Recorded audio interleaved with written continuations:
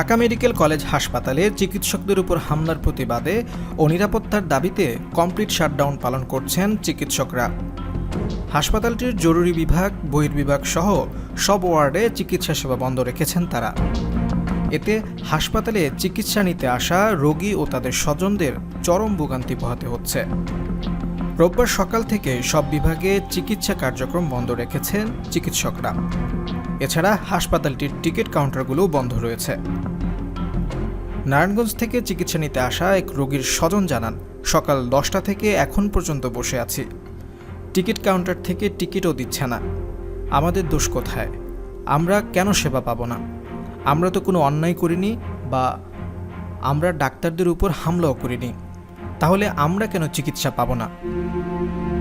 ব্রাহ্মণবাড়িয়া থেকে হাসপাতালে আসা এক রোগীর স্বজন বলেন, আমার রোগী ক্যান্সারে আক্রান্ত।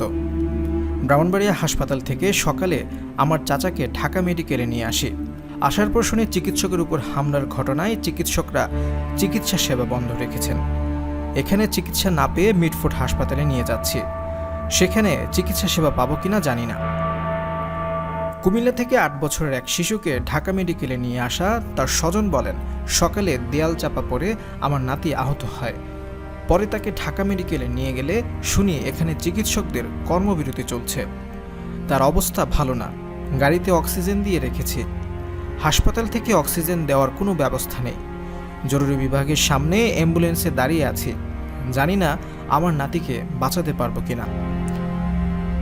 এর আগে রোববার 1 সেপ্টেম্বর দুপুরে চিকিৎসকদের নিরাপত্তা নিশ্চিত, দোষীদের গ্রেপ্তার ও সেনাবাহিনী মোতায়েন না হওয়া পর্যন্ত অনির্দিষ্টকালের জন্য সারা দেশের সব হাসপাতালে কমপ্লিট শাটডাউন ঘোষণা করা হয়। হাসপাতালের প্রশাসনিক ব্লকে সংবাদ সম্মেলনে ঢাকা মেডিকেল কলেজ হাসপাতালের নিউরোসার্জারি বিভাগের আবাসিক সার্জন আব্দুল আহাদ এই ঘোষণা দেন। তিনি সাংবাদিকদের জানান, আপনারা জানেন শনিবার থেকে ঢাকা মেডিকেলে কয়েকটি বিচ্ছিন্ন ঘটনা ঘটেছে। এর মধ্যে আমাদের 3 জন চিকিৎসক নিউরোসার্জারি বিভাগ থেকে মারতে মারতে প্রশাসনিক ব্লকের পরিচালকের রুমে নিয়ে আসা হয়। বিষয়টি নিয়ে আলোচনার মধ্যেই বহিরাগতরা এসে হাসপাতালে একজনকে কুপিয়ে হত্যা করে। এরপর ওয়ান স্টপ ইমার্জেন্সি সেন্টারে এসে ভাঙচুর চালায়। এরকম ঘটনা যদি প্রতিনিয়ত ঘটতে থাকে তাহলে আমাদের নিরাপত্তা কোথায়? রোগীদের কিভাবে চিকিৎসা সেবা দেব? কোটা সংস্কার আন্দোলনে আহতদের আমরা চিকিৎসা সেবা দিয়েছি।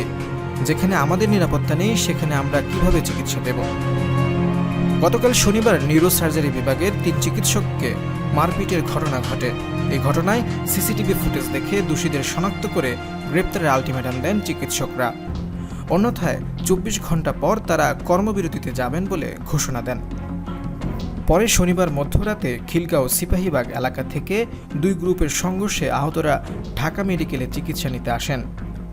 পরে অন্য আরেক গ্রুপ চাপাতি হাতে হাসপাতালের জরুরি বিভাগের ভিতরে ঢুকে যায়। এ সময় হাতে নাতে 4 জনকে আটক করে সেনাবাহিনীকে দেয় কর্তৃপক্ষ।